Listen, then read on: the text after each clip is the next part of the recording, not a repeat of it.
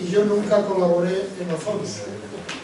No me llegué tarde, pero mi amistad con Alfonso González Cabrero ha hecho que hoy me encuentre aquí desde hace. Yo he estado ligado a la Asociación de la Prensa de Madrid. Creo que es el sitio ideal para presentar un proyecto como el que ha llevado a cabo Alfonso Ordiza.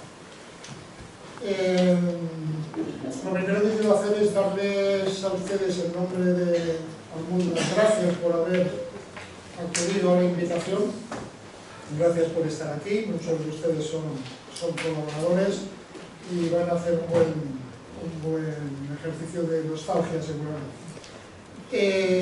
Quiero también, expresamente, en nombre también de la editorial, dar las gracias a la Asociación de la Prensa de Madrid, que nos ha cedido amablemente este salón aquí en el centro de la ciudad, a Juan Caño, su presidente, a Mónica Turón, secretaria general, y especialmente también a Laura Izquierdo, que ha sido en todo momento nuestra interlocutora con la asociación, y a Alejandro, que nos ha abierto las puertas y que está velando por aquí detrás para que esto funcione bien. Para esta presentación del libro Ozono, un sueño alternativo, leyendo, creo que habéis barajado otro título, que era Cultura y Transición, al final ya se te olvidó. Además de los coordinadores de este trabajo, Alfonso González Cabrero y Vicente David, hay otras dos personas que van a intervenir, que colaboraron y que nos van a hablar de lo que significó las referencias culturales en aquel momento de la transición, cuando se iniciaba la transición, y políticas, porque Ozono empezó haciendo como revista de música y otras muchas cosas más, y realmente cumplieron con ese eslogan. Este libro resume la historia de aquella revista, como digo, que nació inicialmente como musical, mayo del 1975, y enseguida abrió sus puertas a todas las modalidades creativas, también a la política cultural y a la cultura política, ¿no? Porque estábamos hablando en tiempos de revoluciones, de cambios profundos en España y en el mundo.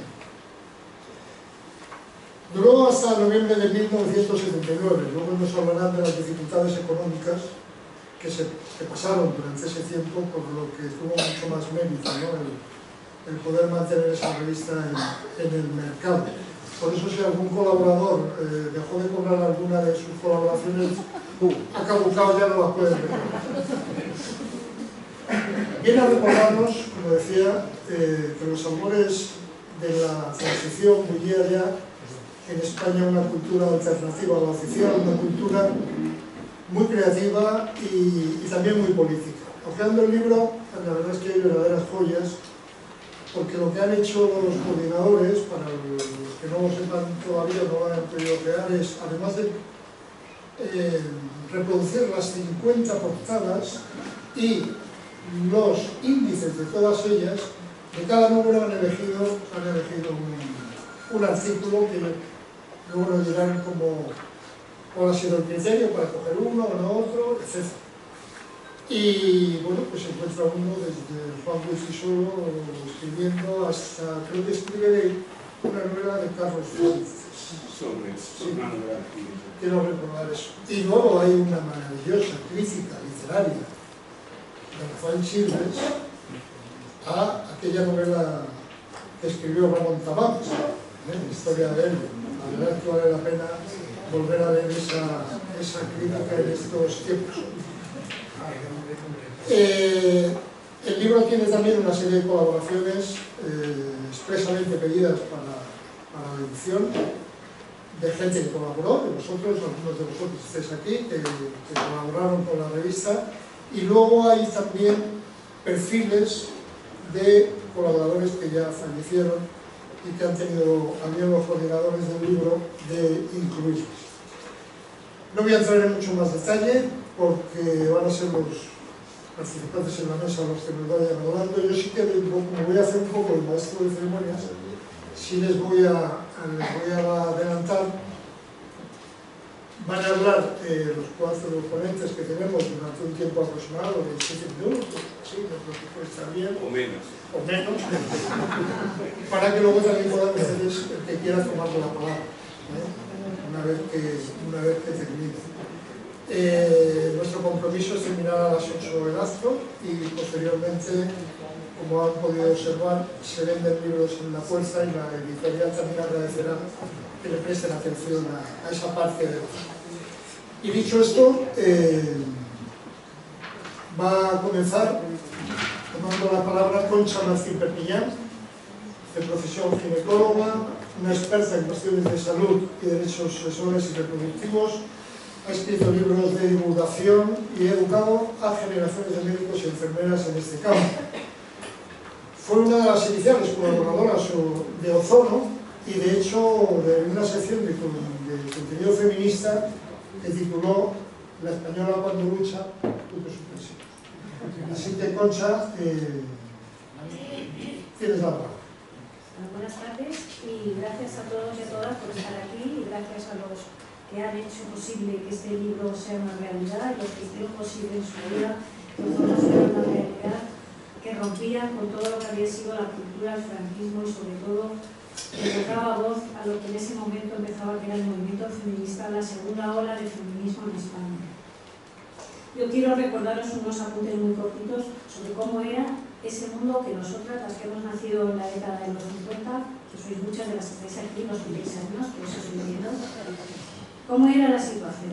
Lo primero, para empezar, las mujeres éramos mayores de edad a los 23 años y los hombres eran mayores de edad a los 21. Ahí ya empezaba la discriminación. Existía una cosa que se llamaba el permiso marital, no sé si lo recordáis, que para conseguir un pasaporte, abrir una cuenta corriente, bancaria, vender bienes, etc., necesitábamos el permiso del marido. Esto estuvo vigente hasta el año 75. Las leyes contra el adulterio que existían, las leyes contra el adulterio, eran especialmente severas contra las mujeres, incluso se admitía un eximendum, se metió un atenuante para el marido que mataba a la mujer o al amante de la mujer por cuestión de honor en un caso de adulterio. La difusión y venta de anticonceptivos era ilegal. Se castigaba, había un artículo 416 del Código Civil que se castigaba la difusión y la venta de métodos anticonceptivos. Estuvo vigente hasta octubre de 1978. El divorcio no se realizó hasta el año 81. Además era un divorcio en el que no se admitía mutuo acuerdo.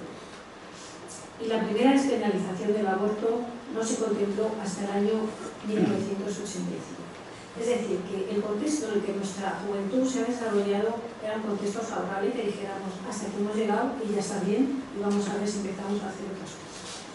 La ONU declaró, si recordáis, en el año 1975 el Año Internacional de la Mujer y eso nos valió a muchas mujeres que empezábamos a movernos, a querer organizarnos, a tener un cierto paraguas para organizarnos bajo el franquismo, aunque estaba prohibido, como sabemos, asociarse de ninguna manera que no fuera la que el movimiento y el franquismo aceptaban. Recuerdo que se hizo una reunión de una plataforma de organizaciones de mujeres con ocasión del año 1975 y se hizo, fue una cosa oficialista, fue la Reina, fue la Carmen Polo, pero ofreció posibilidades a que una cierta apertura, que organizaciones de mujeres pudieran existir y pudieran desarrollarse. El movimiento que se crea en los 70, el movimiento feminista que se crea en los 70, es un movimiento, sobre todo, muy reivindicativo en lo exterior, pero también muy introspectivo en lo interior. Era replantearnos todo lo que había significado hasta ahora el hecho de ser mujer. Había que replantearse el sexo, la familia, la pareja, la reproducción. Había muchas cosas que habíamos puesto sobre la mesa y que habíamos puesto en los movimientos de mujeres. Yo quiero deciros que eso no fue fácil. Bueno, en un comienzo es fácil, pero en los 70 no nos fue fácil a los movimientos de mujeres poder empezar a trabajar y a desarrollar ese movimiento porque tuvimos que abrirnos paso, como digo ahí en una de las colaboraciones, a codazos a derecha y a izquierda. ¿Y por qué digo que a codazos a derecha y a izquierda? Porque lo de la derecha se da, por supuesto, todos comprendéis que la derecha siempre se opone a cualquier movimiento de renovación, pero en la izquierda no entendían que el movimiento feminista era un movimiento político y que lo que se estaba poniendo sobre la mesa eran unas nuevas relaciones de poder en la sociedad. Las mujeres que estábamos en aquellos grupos de mujeres, casi todas nosotras, pero una gran cantidad de nosotras, militábamos además en partidos políticos, por supuesto ilegales en aquel momento, que no entendían muy bien lo que estábamos haciendo y que tampoco les parecía demasiado bien. ¿Por qué? Porque pensaban que esas reivindicaciones feministas eran una cosa burguesa, era una cosa que no estaba, si la clase obrera no le afectaba de manera directa, aquellas reivindicaciones del feminismo les parecía que era una cosa más bien un poco literaria, culturista, cultureta, y que además es un poco burguesa, ¿no? Que a las mujeres en realidad eso del aborto y el divorcio, a las mujeres obreras no les interesaba, falso de toda falsedad, como después se ha demostrado, pero era un poco esa idea rígida de los partidos de la izquierda de este país, que todavía incluso yo creo que no se han curado del todo de aquellas cosas. Nosotras, las que encabezábamos aquel movimiento, empezamos a leer. No solamente habíamos leído a Betty Friedan, que se publicó en España en el 75, habíamos leído a Simone de Beauvoir, que por supuesto no se había publicado en España su libro, eran unas ediciones latinoamericanas, pero también habíamos empezado a leer a otras autoras modernas. Incluso en la revista Ozono se hacía crítica de libros feministas, que escribió algunas, y habíamos empezado a leer pues, a escritoras norteamericanas fundamentalmente que dieron un corpus teórico al movimiento que en aquel entonces empezaba. Con nuestros compañeros de la izquierda, la cuestión tradicional era ver si primero teníamos que derribar el capitalismo y después las reivindicaciones de las mujeres se tendrían dadas por añadidura, o si empezábamos ya a luchar por lo que nos interesaba. Yo creo que en esto fuimos listas, no le hicimos ni caso. Hicimos como los movimientos sociales que hubo en Estados Unidos por los derechos civiles. Queremos nuestros derechos y los queremos ahora. Y además vamos a empezar a hacer cosas por lo que realmente nos interesa. Y a poner sobre la mesa esas nuevas relaciones de poder, de la pareja, de la sexualidad, de la familia y de todo lo que se llamó en su momento que lo personal es político y que forma parte de cómo está organizada nuestra sociedad, y que el cambio tiene que venir también por el cambio en la consideración de la mujer y el papel social de la mujer.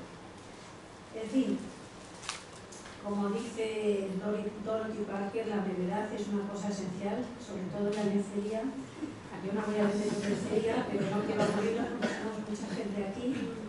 Pero lo que sí que os quiero decir es que nunca agradeceremos suficientemente a los editores de Ozono la visión que tuvieron para incluir en sus páginas los problemas del feminismo, las críticas del feminismo. Era un feminismo muy político, se hablaba de las elecciones, se hablaba del divorcio, los artículos que escribimos, y además era un feminismo comunitario. Y como anécdota os diré que en el año 77, en agosto del 77, creo que lo tengo por aquí porque hay una reseña en Ozono, se convocó una reunión para hablar de métodos anticonceptivos y nos llamó a la Dirección General de Seguridad y nos dijo que nos iba a denunciar por escándalo público. Y esto era ya un poco antes de las elecciones democráticas. Quiero deciros que ha sido un camino largo, difícil, todavía no hemos terminado, pero bueno, estamos en ello y gracias a todos vosotros porque nos habéis apoyado.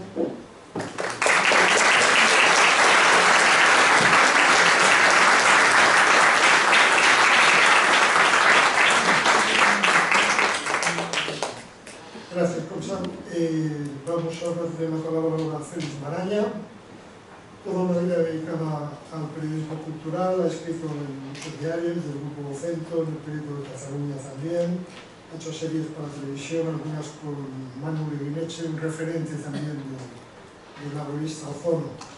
Ha dedicado estudios y artículos a retratar la vida de Donostia y del País Vasco, es un miembro activo de las revistas de literatura que se publicaron en la década de los 70, Urpín y Cantil, si lo he dicho bien.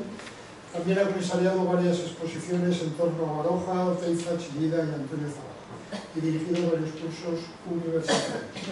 Así que, Félix, es tu turno.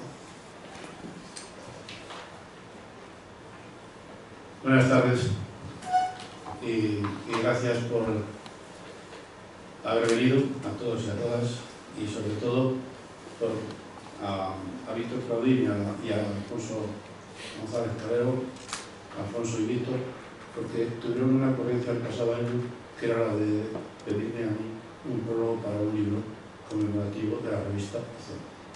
A mí me pasa como Alfonso Sánchez, que acaba de decir que no escribió nunca en Ozono. Yo no escribí, pero no es porque tampoco quisiera, sino porque no ocurrió. Manu de Guineche, que tanto me quería, y yo también, yo creo que me quería un poco más todavía, pues quería que yo me viniera a Madrid a trabajar y hacer periodismo, y entonces, con muchas cosas. Luego, Chumi Chúmez, que era otro de Donostiarra, que tenía el frigorífico encendido todo el año en San Sebastián, pues me invitaba a que yo me viniera a dirigir Hermano Lobo, pero yo no sabía dibujar. Y digo esto porque no sabe dibujar un humorista, pues le hace que el humorista prácticamente esté en paro en un país como este. Yo he estado trabajando de humorista 40 años, pero en paro. Dicho todo esto, que me alegra muchísimo estar aquí, porque esto es un acto festivo, y es un acto fundamentalmente, no de nostalgia, sino de nostalgia del pasado, sino de nostalgia del futuro.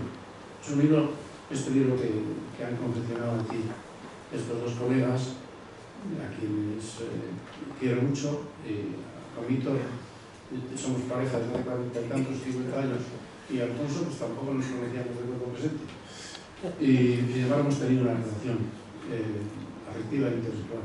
Creo que la tarea que habéis entendido es muy importante. Primero porque hay que decir en 4 rasgos que Ozono fue una revista pionera. En aquel tiempo, en 75 79, un periodo tan importante en la historia del siglo XX, que no hace falta rememorar, ocurrieron muchísimas cosas, evidentemente, y una llamada transición que un latiguillo muy cómodo nos decía, y doble histórico incluso, que había sido ejemplar, que fue ejemplar hasta donde pudo, y se hizo como se pudo, pero no obstante hay un hito en entre el 75 y el 79, que no solamente la muerte del dictador cómodamente en la cama, pero sí, murió. De hecho, ese mismo año, como les he recordado antes a los colegas, nos tocó la lotería a los soldados de Franco. La lotería, bueno, la lotería, claro. Y yo me hice un artículo que hablaba de estas cuestiones y decía que por fin habían matado 2 pájaros de un tiro. Y, en fin, eso sentó muy mal. Y lo publiqué en el año 85. Ese artículo hoy, en la historia de hoy, si yo lo publico, salgo en estos días. Quiero decir que algo ha ocurrido. Algo ha ocurrido. No creo que para bien, pero en aquel tiempo, el portavoz que fue de Ozono fue pionera, digo, por algo que no van a decir ellos, porque no van a decir que son primeros, pero fueron los primeros, porque luego salió Viejo Topo y Ajo Blanco, por revistas de preocupación paralela, ¿no? Y digo una cosa que es muy importante, es que Ozono, sin embargo, en la historia cultural, en la historiografía cultural y en la historia política de este país, pues prácticamente no ha sido referenciada. Si lo ven ustedes en el libro, en este caso 3 referencias, una importante de Ignacio Montes, las otras 2, pero no sé por qué.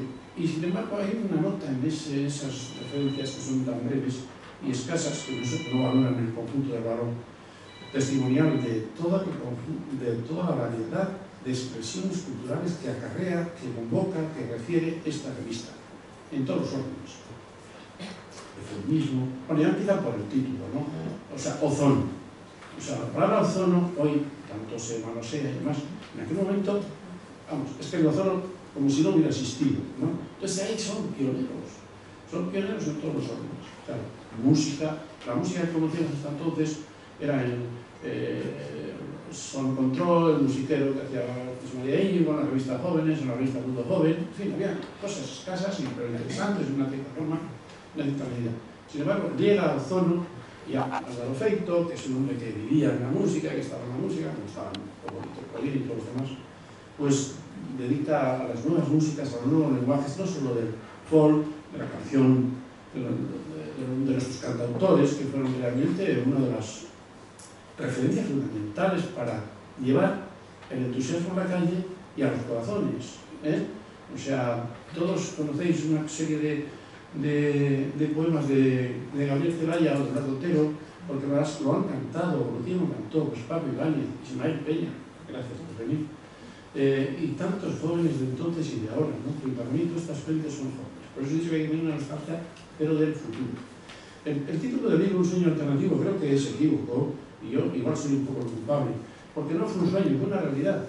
O sea, 50 referencias de ese orden en aquel tiempo tan confuso.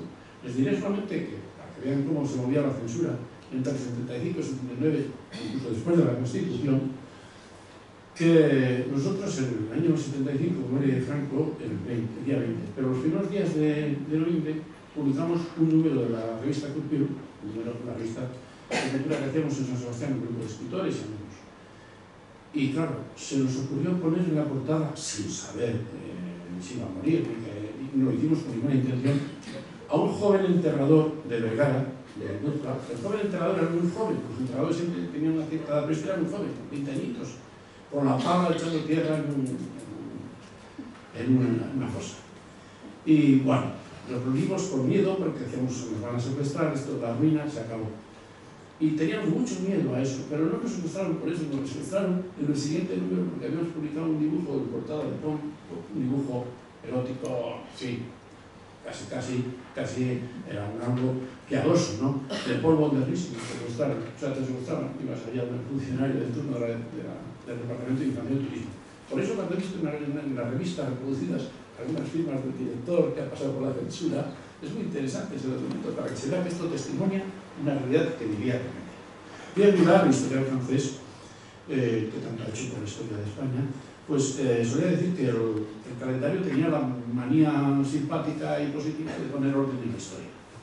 Y para mí el periodo entre 75 y 79, que abarca ese trecho, esa franja tan importante que es el paso de una dictadura, pues, en fin, con todos los convenientes e inconvenientes, de ninguno, pero bueno, y a una aspiración democrática. Entonces, la revista representa, en toda la organización artística, creo que representa lo que es realmente la aspiración que tenemos todos hacia la libertad. Que, bueno, se sustancia en alguna medida en la Constitución del 78, frente a la que unos u otros todavía se muestran críticos o esperanzados. Por una sencilla razón, porque las aspiraciones que había eran muy altas. El sueño era un sueño, en fin, casi de la utopía total. Hay en estas notas que he dicho antes una calificación de las gentes que hacían la revista de libertarios, ¿no? Bueno, yo creo que, en fin, habéis sido gentes en un tiempo, gentes muy serias, muy razonadas, no quiere decir que los libertarios no sean, todos hemos sido libertarios en la creación cultural en un determinado momento, pero iba mucho más allá. Es una manera de su produccionismo histórico. Es decir, yo creo que ahora mismo la revista Ozono en sí, y con este cuerpo que hay aquí documental, para intentar mirar hacia el pasado, no voy a hablar de lo que explico en el prólogo, porque ustedes son muy amables y van a adquirir, comprar, por lo que fuere, la revista para llevarse a la casa, la revista, el libro para llevarse toda la revista, digamos, el retrato principal, porque ahí están todos los índices también de cada uno de los números. Si miramos cada uno de los índices, es algo hermoso. El otro día me llamaba Mancio Prada para decirme, no puedo estar el lunes en Madrid, porque el sábado canto en Dueñas y el domingo en San Miguel de la Cogolla. Pero me encantó, por cierto, me empezó a cantar por el teléfono una hermosa canción de Rosalía de Castro. Y gratis, sin echar monedas. Y me dice, Ozono, pero qué maravilla, yo quiero ese libro, porque fíjate que, o sea, a mí me dedicaron, y a otros cantadores, me dedicaron, en aquel tiempo era muy difícil, igual tenía una notita en los periódicos, pero dedicarte una cosa, hacerte una entrevista, solo lo hacía Ozono. Ozono hizo un periodismo cultural de categoría, de altura, de revisión, de noción crítica. Y no es un periodismo sectario, porque a la gente, cuando hace la idea de que fue una revista política, claro que fue una revista política, en cuanto la cultura hace lo que tiene que hacer, que es estar atento al movimiento, a la realidad del momento y una perspectiva de futuro, evidentemente está haciendo política. La política es una de las funciones fundamentales del ser humano. Bueno, la respirar también es aconsejable, ¿eh? Pero bueno, si pudiera prohibir la respiración, lo hubiéramos tenido muy complicado. Ya ha dicho antes Alonso Sánchez que solo por leer, como yo digo en el prólogo, los comentarios críticos que hace Rafael Chirres, de Chirres habla todo el mundo, más o menos, tal, se habla de él y demás. En aquel momento era un desconocido, pero era un hombre con el mismo criterio y misma inteligencia. Las críticas literarias que hace Chirres en la revista, el conjunto de esas críticas literarias es una tesis doctoral. O sea, ahora puede uno encarar, aceptado oportunamente lo de Ramón Tamames, no por lo que ustedes saben, sino porque ocurrió en ese tiempo. Ramón Tamames ganaba con la novela El Planeta, y Rafael Chirres pues, dijo lo que tenía que decir, según su criterio, por cierto, muy interesante, sobre aquella novela. ¿Qué más cosas tenía que decir yo? Bueno, muchas cosas porque... bueno, Secundino Serrano, el historiador del MAPIS, me escribe el otro día diciendo que estaba preocupado porque había ido al pueblo a ver cómo estaba la revista Ozono, había ido a visitarla, y que los ratones se habían comido. Entonces yo le he dicho que tranquilo, que ahora hay una nueva página en internet, que para eso sirve las nuevas tecnologías, donde está reproducida el conjunto de la revista, y eso creo que es una gran aportación también. Entonces, cualquier estudiante hoy que quiera hacer una tesis doctoral sobre esta revista no tiene que ir a los archivos ni a pedir fotocopias, ni a hacer apuntes, ni a hacer fotografías. No, lo tiene todo. Y además tiene Alfonso Calero, que tiene un fondo de doctorado extraordinario y se lo puede aportar. ¿Por qué? Pues porque yo creo que esta revista tiene que configurarse para hacer aquello que decía don Manuel Quiñón de Lara sobre el valor de la prensa cultural y sobre todo de la prensa general para el asiento de la historia, como soporte del estudio de la historia. En unos congresos que hizo don Manuel en la Universidad del País Vasco en los años 80, pues estudiamos precisamente todo este conjunto de cosas. Y yo recuerdo, tuve el otro día unas notas, que yo hablé de estas revistas, y hablé, pues como hablo siempre, o generalmente no escribo, y hablo de lo que salga, que a veces es preciso y a veces es impreciso. Pero yo creo que hay que decir con precisión que este libro retrata todo el conjunto de un tiempo de, si repasan los nombres, el índice nomástico, todos los escritores, escritoras y gentes de la vida cultural, cuando digo cultural digo la máxima extensión de la vida cultural, que hace maravilloso nuestra colega ginecóloga hoy testifique todo aquello, están y han hecho luego una obra cultural importante y consecuente en todos los órdenes, personales, científicos y demás. Pues yo creo que, por tanto, la revista se justifica por sí misma y fue, evidentemente, en un tiempo tan convulso como el de ese inicio de transición que fue y luego, sobre todo, cómo la revista atrajo y condujo los nuevos lenguajes. O sea, hemos dicho en el orden del pensamiento, que era pensamiento divergente, alternativo, siempre pensando un poco en Marcuse, en la América de las flores y de los hippies, que creo que tuvieron más influencia que número eran en sí, pero mucho más allá, mucho más allá. Entonces, a mí me parece que cualquier artículo que yo estaba leyendo y cualquier artículo de los que colaboran para hablar de esta revista, de lo que fue la revista en este libro, son retratos, estampas maravillosas de un tiempo que es nuestro tiempo. Es decir, porque los tiempos no se acaban nunca, en contra de lo que cree la gente y el calendario. Los tiempos se proyectan. Lo más importante de todo lo que estamos diciendo aquí, o lo que hizo esta revista, es que hay un futuro. Entonces, la historia es una cadena en el tiempo. Y esa cadena, pues, la representa la historia crítica y la historia, pues, documentada de todo, de los nuevos lenguajes. Uno de los nuevos lenguajes, y termino, es lo que hizo Alberto Corazón, ¿no? O sea, lo que significa en aquel tiempo el diseño que va más allá del diseño. Hoy día cualquiera tiene un ordenador y puede hacer diseño. No, no. Alberto tenía lápiz y papel. Y Alberto Corazón hizo todo lo nuevo logrado. Se os he recordado que la primera novela que publicó Ramón Sáenz Vitoria, por recordar a un colega y vecino de San Sebastián, en un metro, la portada es de Alberto Corazón, muy jovencísimo Alberto Corazón. Bueno, sí, pero todos éramos jóvenes. Entonces, si no lo recordáis, lo recuerdo yo. Entonces todos éramos jóvenes, pero hoy también. Entonces, este acto yo lo repito y lo agradezco porque me permite a mí, que cualquiera de ustedes, de los que escribieron y colaboraron en el libro, pueden decir muchas cosas, incluso Alejandro Pérez, que es muy joven, y que me para esto. Pero dicho todo esto, que voy a leerles un pequeño poemita de Gloria Fuertes, porque sí me parece que teníamos que leer. Porque también en la revista se utilizaba poesía. Entonces, utilizar poesía era mucho más difícil. El poeta Luis Miguel Ramonal, que vive en Avilés, vive, y me alegro que viva porque por una cuestión fundamental, ha sufrido mucho en la vida. Entonces, ahora mismo no puede hablar. Entonces se comunica electrónicamente. Y el otro día me dijo, qué alegría que se publique algo sobre ozono. Dice, porque me publicaron a mí un poema en el año 77. Dice, y el siguiente poema me lo publicaste tú en Gurbil, Rabanal. O sea, fíjate tú qué comunión había en esa Iberia sumergida que ocurrían estas cosas.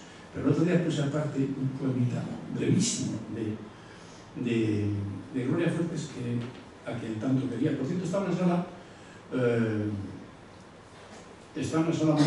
Monchotero es arquitecto, poeta y sobre todo es músico, ¿no? Musicó todas las canciones de Gloria Fuertes y recorrió el mundo, todos los mundos, fuera de Chamberí, todas ellas representan el mundo, lo recorrió cantando con Gloria Fuertes. Eso me parece maravilloso. Bueno, es muy breve este poemita, lo vale, porque me parece que es como una especie de rememoranza de algo tan hermoso como la poesía. Y el conjunto de la revista para mí es un pronunciamiento poético en un tiempo de mucha tensión en la vida social de España. Si repasamos detenidamente aquello, es casi doloroso ver muchas muertes, no vamos a recontarlas. Había también una gran esperanza y había mucha,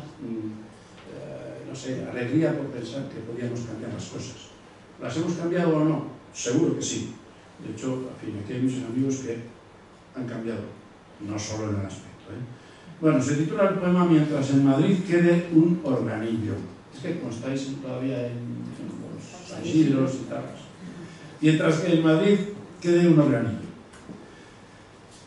Mientras que en Madrid quede un organillo, mientras en Madrid queden tréboles de 4 hojas, mirlos blancos, gangas, glorias, mientras en Madrid quede yo.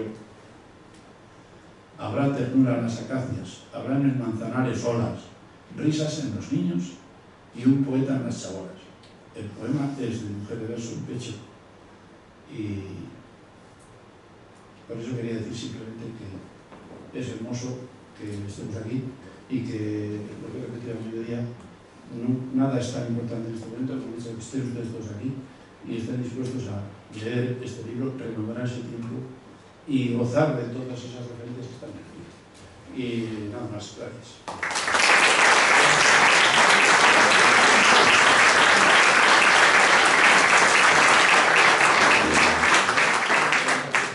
Pues muchas gracias, Félix. Es el turno ahora de Víctor Claudín. Comenzó su andadura periodística escribiendo de música popular y canción de autor en España sobre temas sobre los que publicó varios libros. Ha colaborado en distintas publicaciones, entre ellas y de forma especial en Ozono. También trabajó en programas culturales de Radio Televisión Española. En la actualidad está centrado en la escritura y publicación de novela negra y también ha sacado tiempo para coordinar la edición de este libro junto con Alfonso González Cabero.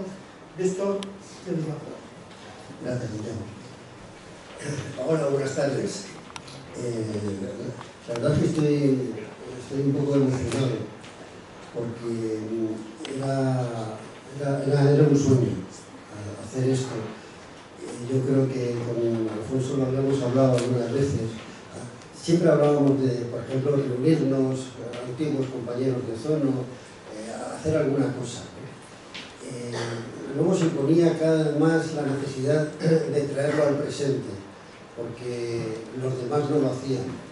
No cabíamos en recuentos de la prensa de entonces, de las revistas culturales de aquel tiempo.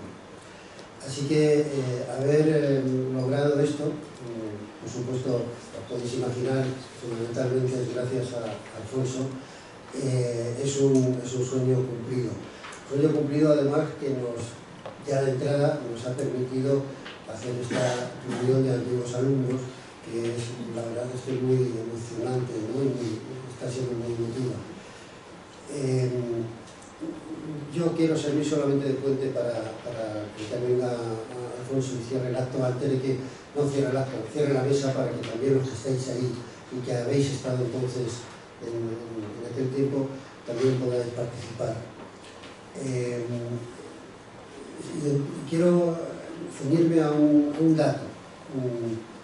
Ozono forma parte de un grupo de publicaciones que salieron en los años 70, que fue algo así como, yo lo considero la primera transición, y además, curiosamente, por el dato que os voy a recordar o voy a subrayar, queda de una forma nítida que ese periodo fue un periodo determinado que empezó y se cerró. Era aquel tiempo, sobre todo lo ha dicho Félix, un tiempo convulso, un tiempo totalmente de efervescencia cultural, social y política, ¿no? Salíamos de la dictadura y había unas ganas de todo, de crear, de informar, de trasladar cosas, de conocer, de aprender. Fue un tiempo, yo creo que estamos de acuerdo, que fue un tiempo brillante, un tiempo feliz, un tiempo de esperanza, un tiempo de enormes ilusiones. Y lo voy a... Es que he estado trabajando en el resto también de publicaciones de la época. Saca un dato curioso, significativo. Había dos revistas que ya venían de antes. Triunfo, que ya había nacido en 1946, de la mano de aquel hombre tremendo que fue Ezcurra, primero como revista de cine y de teatro, y luego ya como revista política, cultural, y cierra en 1982. Cuadernos para el Diálogo era otra revista que venía de antes, había nacido en el 63, de la mano de Joaquín Jiménez, hombre importante también luego en la transición política, hombre de derecha, pero con una mentalidad muy abierta, que hizo una revista que mereció muchísimo la pena. Nació en el 63 y acaba en el 78.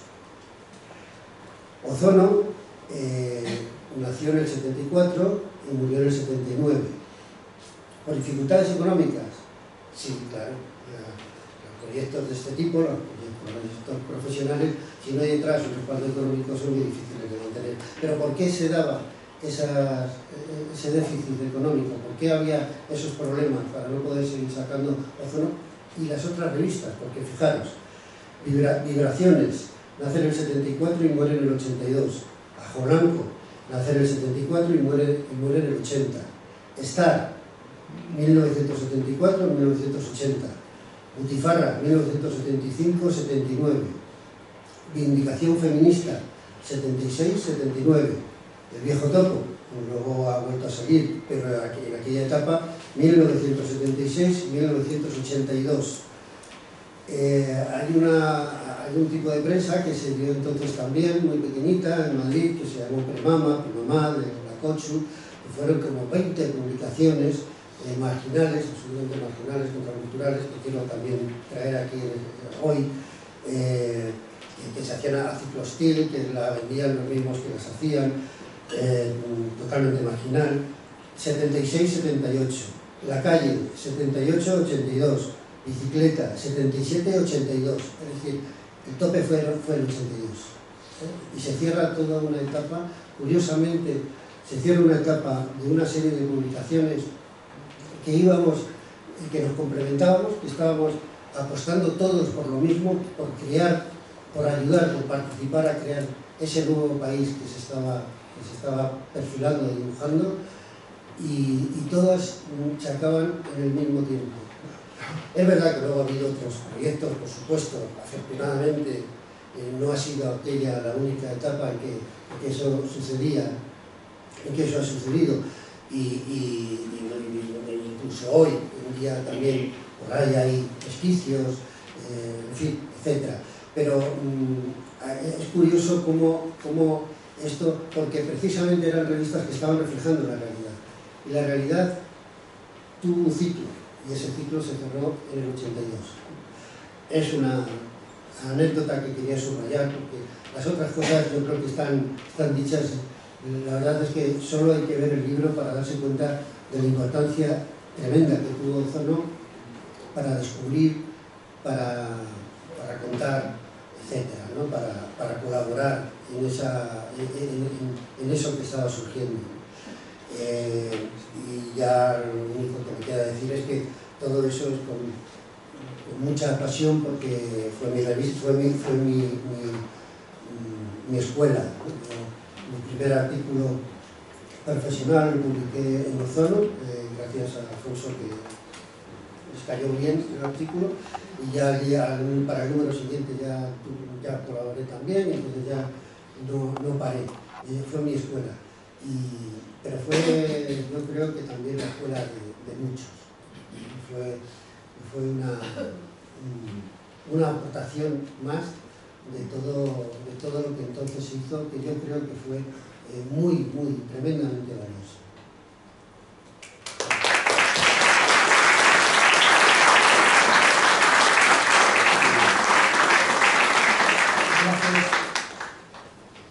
Gracias, Víctor. Y vamos a dar por último la palabra a Alfonso González Calero.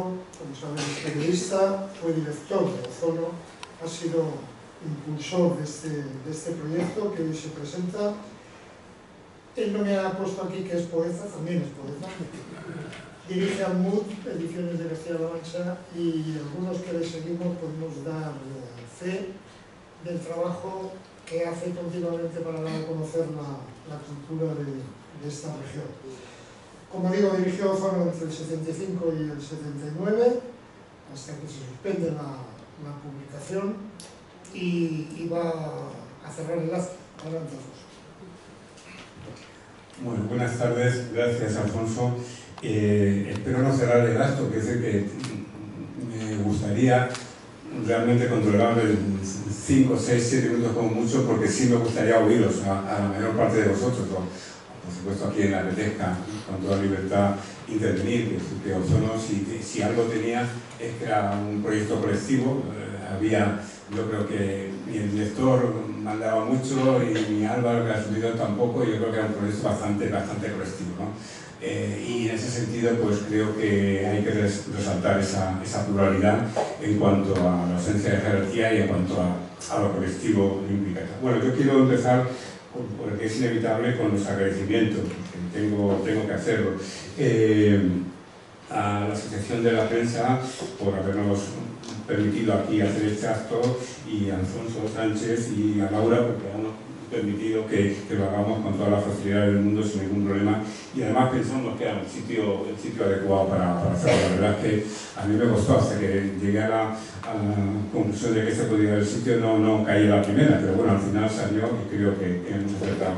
A otras personas que han colaborado muy directamente en la revista, y algunos que están aquí, pues Agustín Martín Francés, que nos regaló la portada, la cubierta del libro, que yo creo que refleja muy bien lo que era la revista, una imagen de la portada, por cierto, una portada que había hecho previamente Luis Galán, que está aquí también con nosotros, y luego pues las dos cabeceras, la primitiva, de la época antigua, que no sé de quién es, me gustaría decir el autor, pero no lo conozco, y la segunda, que es la que hizo Alberto Brazón. Quiero también agradecer, iba a haber intervenido en esta mesa, pero éramos muchos, además venía Santiago, que yo creo que se ha ido, Santiago Arroyo, un padre que estaba por ahí con una niña monísima, por cierto, se ha tenido que ir porque, claro, las crías no están. Entonces Santiago está por una razón muy sencilla, porque él tiene una fundación, aparte de que son mis amigos hace mucho tiempo, una fundación de industrias y bienes iberoamericana de industrias y bienes culturales y creativas, que ha creído en este proyecto y ha aportado económicamente,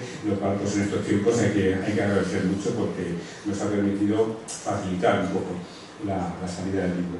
A la imprenta que lo ha hecho, por supuesto a las personas que me acompañan en la mesa, y a todos los que habéis escrito. Habéis escrito en total, creo que somos 40 y tantas personas los que hemos colaborado en la 23 o 24, los que hemos colaborado. Pues si no hubierais escrito, pues el libro sería otra cosa, sería un repertorio, sería una sucesión de reproducción de páginas, pero no sería el libro que finalmente hemos hecho. Como antes ha dicho alguien, no se lo ha contado Alfonso Sánchez o Víctor, el libro tiene una parte que hemos querido definir, que es un recuerdo para las personas que ya no están con nosotros y que colaboraron en la revista, en Ozono. Entonces hemos querido recordar a esas personas. Hemos hablado ya aquí, ha hablado Félix de Alberto Brazón, el papel importante que tuvo, pero también estuvo Manuel Iglesias, del cual también hemos hablado y que tuvo una presencia y una muy importante durante un periodo no muy largo, unos 8 o 9 meses en la revista, en la segunda etapa, pero que fue muy disidente, y luego pues otra serie de personas que colaboraron y que eran José Miguel Ullán, Mauro González Ruano, Paco Almazán, Juan Guisolo, que escribió en 3 o 4 ocasiones con nosotros, Carlos Álvarez, que escribió Rafa Chirre, que también ha sido citado, Mario Berlino, José Ángel Crespo, Eduardo Arroyas, René Palacios Mor, Juan González Álvaro, que colaboró mucho en la revista de manera permanente, escribió y coordinó con nosotros, con Víctor, conmigo, con Álvaro, la revista durante un tiempo y que desgraciadamente también falleció, y José María Martín Triana. Este último nombre quiero insistir porque se me olvidó, es un despiste mío, a pesar de que fui yo quien hice la semblanza suya, no lo puse en la solapa. José María era el director de la editorial Fermat, en la que estaba escrita la revista, y no se volcó fundamentalmente en ella, pero sí que aportó su gran conocimiento musical y también su cultura literaria, como de literatura inglesa, traducciones, etc. Bien, yo quería muy brevemente, porque yo creo que afortunadamente todas las personas que han intervenido antes, las 4 personas han dicho lo esencial, y yo no quería extenderme. Yo creo que sin pretenderlo, con este libro, con la realización de este libro, hemos aportado algunos materiales, algunos, no todos, porque todo es parcial, pero la suma de muchas partes acaba conformando algo. Hemos aportado buenos materiales para otro ángulo, para otro punto de vista desde el que mirar la transición, ¿no? Antes hemos comentado, Félix ha comentado sobre todo la transición, nos gusta más, nos gusta menos, algunos la critican más o menos, pero tenía se puede ver desde muchas vértices. Yo creo que Ozono, si tuvo alguna virtud, fue la pluralidad. Yo creo que Ozono era una revista claramente izquierda, sería todo decir lo contrario, que decir, no sé si en algún momento escribió alguien en derecha, supongo que pero vamos, no mucho. Era una revista izquierda, pero una revista plural dentro de la izquierda. En fin, había todas las ramas de las izquierdas, de las plurales izquierdas de este país, y luego había la pluralidad de la sociedad española. Estaba la pluralidad, como ha mencionado Concha Martín Perpiñán, del movimiento feminista, que tuvo, yo creo que una buena presencia en la revista, pero también del movimiento ecologista, que estaba empezando en ese momento, estaba empezando a desarrollarse, a manifestarse o a redefinirse, ¿no? Y luego pues estaba ese movimiento más complejo, más difícil de definir, que nosotros llamábamos de la vida cotidiana, es decir, de las preocupaciones y de las realidades de la vida cotidiana, que era la sexualidad, las distintas manifestaciones de la sexualidad, el problema desgraciadamente doloroso de la droga, pero también las relaciones de familia, de pareja, las alternativas psiquiátricas, también dedicamos mucho tiempo. Es decir, que todos esos temas del ámbito más, digamos, de la individualidad, pues también los tratamos y tal. Y bueno, eso aportó esos diversos enfoques, esos diversos ángulos de la pluralidad de lo que se cocía en aquellos años, que fueron años pues muy intensos, pues, de lo que vivimos todos de manera muy intensa, a veces con miedo, porque la transición no se consolidó hasta bastante después. Félix ha mencionado, yo creo que fui en un par de veces, no sé si 2 o 3 veces ante un orden público, finalmente no pasó nada, pero bueno, pues ahí apareció una multa que pagó el editor, y yo, pues como os imagináis, pues con 25 o 26 años, pues ir a un tribunal de orden público que te dijeran, pues ha publicado usted cosas que son manifiestamente atentatorias. Estamos en la democracia, porque cuando yo me hice cargo de la revista en diciembre del 75, en el 76, ya había muerto Franco y había ya algo parecido a la democracia, pero bueno, el Tribunal de Orden Público seguía ahí y bueno, no se trataba de que cortemos batallitas, pues todos somos mayores y ya cada uno, el que más y el que menos, ha pasado las suyas, ¿no? Entonces, yo creo que en definitiva, con este libro hemos dejado claras, pero hemos querido aclarar algunas cosas, ¿no? Un poco lo que no éramos, solamente alguien decía, alguien ha dicho, a mí me gusta la música y tal, y creo que la música tenía un papel importante en Ozono, pero Ozono no era una revista solamente musical, la música tuvo un papel muy importante, sobre todo en la primera etapa, pero en la segunda etapa, del número 6 al número 50, pues la música siguió teniendo ese papel importante, pero salieron muchas otras maneras. Y luego, pero también lo ha mencionado Félix, Ozono no era una revista anarquista libertaria, con todo el respeto para el pensamiento anarquista libertario. Había, por supuesto, y aparecieron esas referencias a esa línea de pensamiento, pero el encasillarlos en una revista libertaria, pues me parece que es una forma de reducción, ¿no? Insisto, con todo el respeto al pensamiento libertario. Creo que la Ozono era una revista realmente plural dentro de la izquierda, ¿no? Entonces, en ese sentido, pues yo creo que es todas esas muchas voces, todas esas muchas palabras, yo creo que hice el índice de nombres, pero me salieron 320, 340 personas que colaboraron a lo largo de esos números, pues nos dan un panorama rico, diverso y plural de lo que fue la transición, por lo menos esa primera transición tan complicada. Y por último, yo lo que sí quería decir es ratificar una idea que ha contado Félix, que me ha contado esta mañana en la comida y que yo creo que es la que resume este acto. ¿El libro es importante? Bueno, se puede dudar, algo habremos hecho, la revista fue importante, algo hemos hecho. Lo importante es que estamos aquí con ese pretexto, en definitiva es un pretexto, nos hemos juntado medio centenar o un poco más de personas, amigos, más, dice Félix, no, bueno, digamos 60, 70 personas y nos hemos juntado en un rato, digamos, de amistad, de vocación, probablemente de nostalgia, pues sí, de nostalgia, pero yo creo que de nostalgia del futuro, como también decía Félix hace un rato, no nostalgia del pasado, sino nostalgia que con ese pasado estamos todos construyendo, reconstruyendo, redefiniendo un futuro que esperemos mejor. Y nada más, y ahora lo que sí de verdad quiero hacer en los compromisos que os decía al principio. Sé que habéis venido muchas personas, algunos de lejos, y quería que me parece permitir un minuto más, porque lo tenía que haber dicho antes, se me he olvidado, en los agradecimientos. Una de las personas que ha colaborado en el libro y que tuvo mucho que ver con la revista fue el editor. Yo sé que esta referencia a no todo el mundo le va a hacer muy feliz, pero yo creo que es de justicia mencionarla. El editor de Felmar y también de Ozono, Felipe Cantos Ortiz, está en Bélgica, no ha podido venir. Me parece que hay que recordarlo, por lo menos citarlo, decir, esta persona fue importante. ¿Por qué fue importante? Bueno, pues porque era un señor que tenía una imprenta que no compartía, yo creo que en absoluto, vamos, de una manera muy pequeña lo que estábamos haciendo en Ozono, pero que nos dio siempre total y absoluta libertad. Jamás nos dijo, y a Álvaro primero y a mí después, esto hay que hacerlo, esto no, esto y tal, jamás no se metió en el contenido de la revista sin compartir esos contenidos. Hubiera sido alguien con compañero de viaje nuestro, es decir, alguien en nuestra misma línea, pues hubiera sido normal, pero es que era un señor que no estaba en esa línea, ¿no? Entonces creo que hay que reconocerlo y que hay que valorar ese trabajo. La revista acabó porque económicamente no era sostenible, pues es cierto que no lo era, es decir, las ventas en el kiosco eran las que eran pequeñas, la publicidad de la que se encargaba nuestro amigo José Luis Martín, que yo creo que no ha podido venir, me comentó que iba a venir. Ah, está José Luis, muchísimas gracias por venir. De la que se encargaba José Luis Martín, que abrió de Coruña, especialmente a este acto, gracias. Pues daba lo que daba, que era relativamente poco, pero bueno, al final duramos esos cuatro años y medio largos y hicimos ese sueño, ese sueño alternativo, ese sueño diferente que entre todos queríamos. Nada más. Ahora sí, de verdad os pido por favor que quien quiera, con toda libertad, los que estuvisteis y los que no estuvisteis, que comente lo que le parezca, porque creo que eso completará un poco esa llamada, ese llamamiento a la pluralidad que estoy haciendo, para que no se quede en una mera clase de ediciones mías. O sea, no, creo que era así. José Luis, te toca, por eso ha pedido de muy lejos.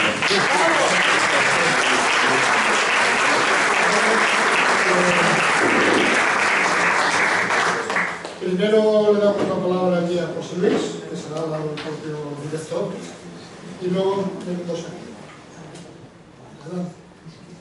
Buenas tardes. Yo no venía a hablar, venía a aprender, pero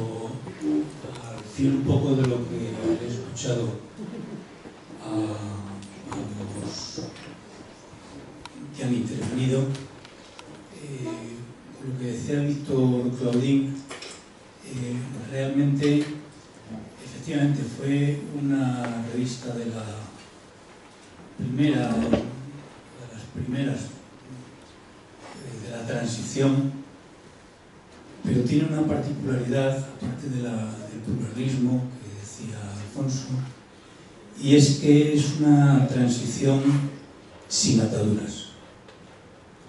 O sea, muchos de los que estábamos allí, por otro lado, teníamos ataduras también por pertenecer a organizaciones políticas o sindicales o del tipo que fuera, y ahí en Ozono no había ataduras. Es decir, yo he estado repasando todos estos días desde que salió el libro y ha sido un gran acierto poner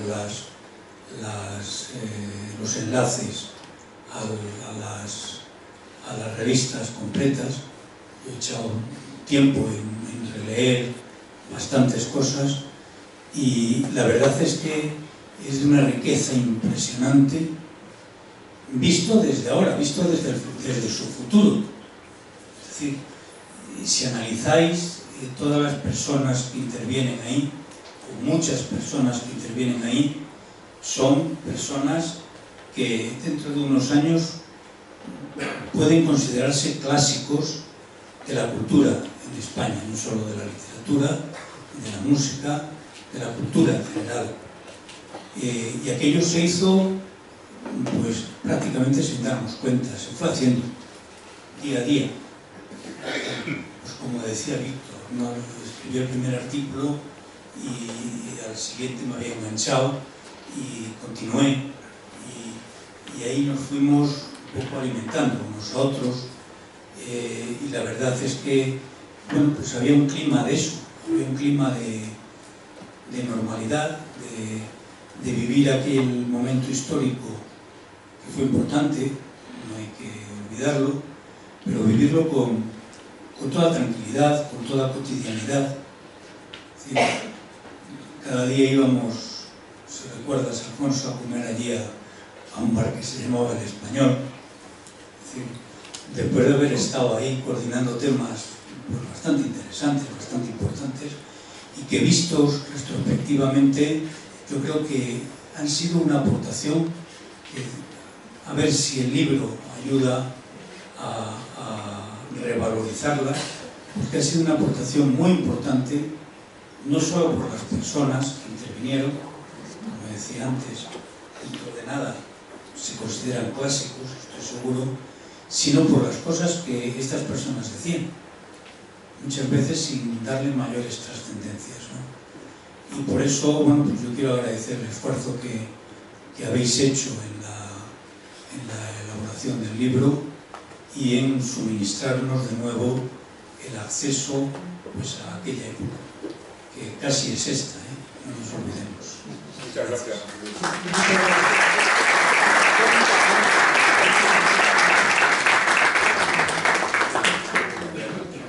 María Antonia, os pido por favor un poco de brevedad porque estamos ya casi en el tiempo de descuento. Quiero decir que os agradezco las intervenciones, pero...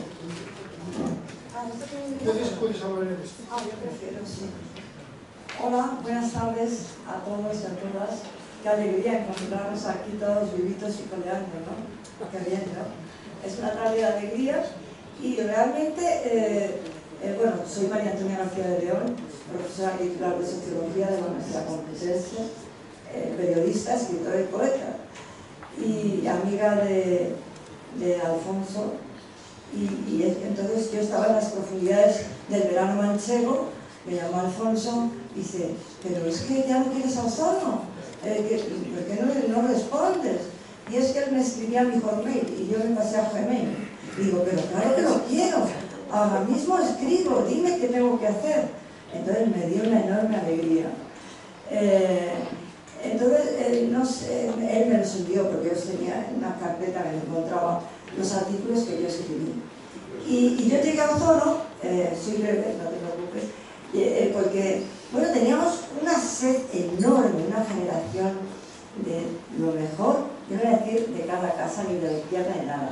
Éramos jóvenes rebeldes, lo mejor de la rebeldía, y queríamos estar en todo y hacer de todo. Y eso era maravilloso. Y entonces a mí me encontré un día, conocí a Miguel Bayón, y digo, oye, pues yo es que quiero escribir en prensa. Y entonces eso era lo bueno, manifestabas un deseo, y no es ahora que a ver quién cuela un artículo en Babelia o en el cultural de no sé qué. Es que no hay forma, están los círculos del poder ahí agarrados. Y como bien ya ha dicho Alfonso, y aquí en la mesa, pues Ozono era el ozono que respirábamos. Realmente era un clima magnífico de libertad.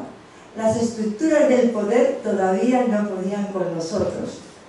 Era el amigo que te decía y tú ibas. De tal manera que yo me encuentro con un artículo, yo tenía 20 años, y prueba de ello es que yo firmo con mi nombre familiar de niña pequeña. Yo firmo con Toña García de León. Digo, qué bárbaro. Ahora ya soy profesora, ya soy María Antonia García de León Álvarez, ¿no? Pero entonces, y entonces me pasó lo mismo que a ti. Resulta que yo escribí bastante más artículos, como me recordó Alfonso. Pero concretamente el que me echaba la cara es un artículo que critica el famoso poema de Pablo Neruda. Me gusta cuando callas porque estás como ausente, ¿no? Entonces, no, para una joven rebelde que te digan que te callas, pues eso no puede ser, ¿no? Y entonces dije, me felicité a mí misma, como todos nosotros, como este del poema, ¿no? Digo, pero qué lista era, ¿no? ¡Qué bárbaro! Y entonces la ira, que es generosa, y realmente estoy en una anécdota tremenda, el día 6 de junio, en la Casa de la Mancha, yo presento a una académica de Bolivia y he escrito un artículo también criticando a Neruda. Y ella ha hecho 500 páginas se llama Verónica Maché, si queréis venir a escucharnos, seguimos criticando a Neruda. Neruda y su laberinto pasional. Entonces, como decía Alfonso, por este número, fijaos, es que es para hacer una película, de dossier Amor, nos llamaron una carta al Tribunal de Orden Público. Y yo tenía un susto terrible, pero como no, pero por favor, si eso sonaba a la Inquisición que te iban a... Y yo dije, no, yo no voy. Esto es como si no me hubiera enterado. Entonces yo no sé cómo se disolvió el tema y la cosa que se fue. Total, que Neruda ahora, el patriarcado está herido de muerte, pero no se acaba de morir. Muchas gracias.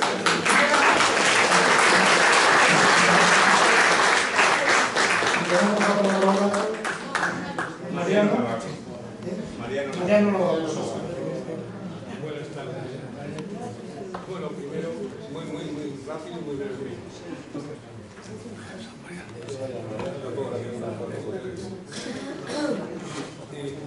La primera revista en la que yo escribí fue en Ozono. Y como todos más o menos hemos ido contando, a mí el que me llevó a la revista Ozono fue Eduardo Arribas. Y la primera persona que me presentó fue a Víctor Gaudín, que tenía el mismo gesto que tiene ahora, apoyado sobre una mesa, esperando a ver de qué iba la cosa.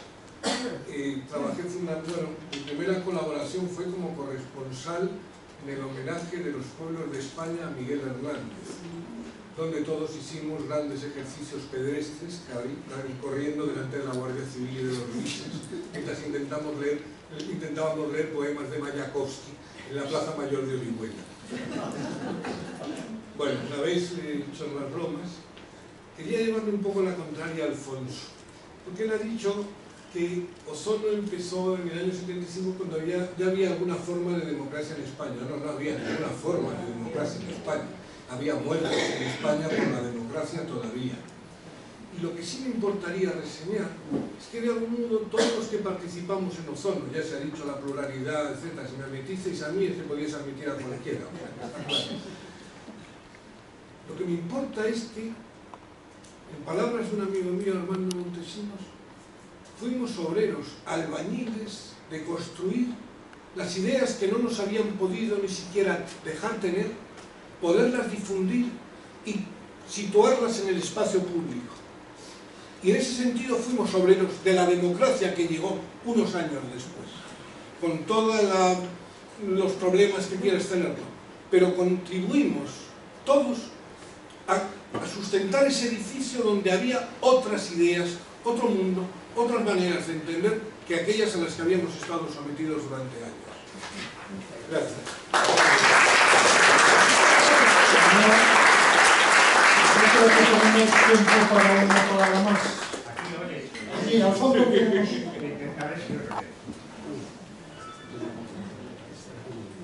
Intentaré ser breve. El maquetador de los 5 primeros números de la revista y el autor de todo el diseño gráfico, por cierto muy coherente con el posterior de Alberto Corazón, era Carmelo Hernando, que en aquel momento era un escolar del Colegio Mayor Chaminade, donde ya había hecho el mismo trabajo en la revista que sacaba el Colegio de Apuntes Universitarios, AU, y que posteriormente ha sido un profesional del diseño gráfico.